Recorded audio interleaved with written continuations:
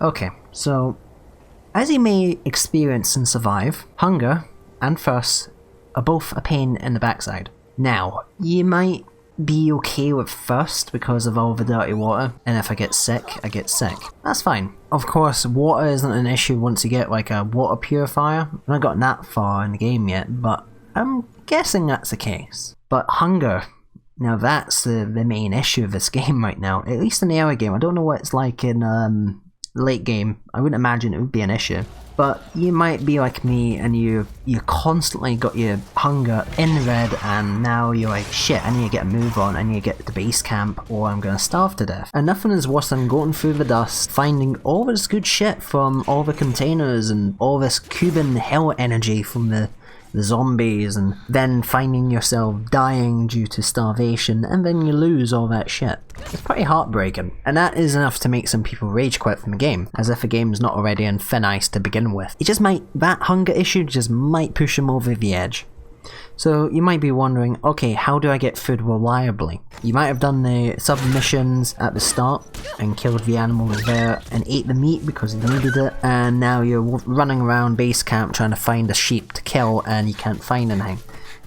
Now, there's a slight trick, and apparently all the animals and stuff respawn after a day, but I've got a quicker method, at least for this early game. If you remember at the start of the game, you've got the sheep here at this little pond. There's two, and there's the other one.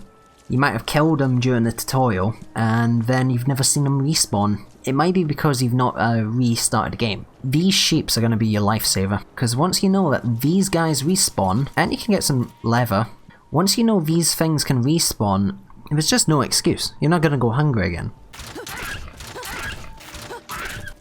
But now, we've killed those 3 sheep. There's a gerbil here somewhere. Play it safe by heading back to base camp and making sure it saves. And now, what you can do, right now at 8% hunger, so I'm gonna starve to death soon. But if we just go to title screen, just go to title screen, and check this out. When you log out of the game, it refills both hunger and thirst to 25% at least. So if you leave the game under 25%, it just refills it back to that percentage. So now we're back at base camp, just run back to that little pond and the sheep are going to be there again. And you can just kill them till your heart's content and you've got a satisfied stomach. And that should at least give you a fair chance for carrying on with going into the dust and not dying to hunger. Carry some sheep for emergencies and you'll be fine.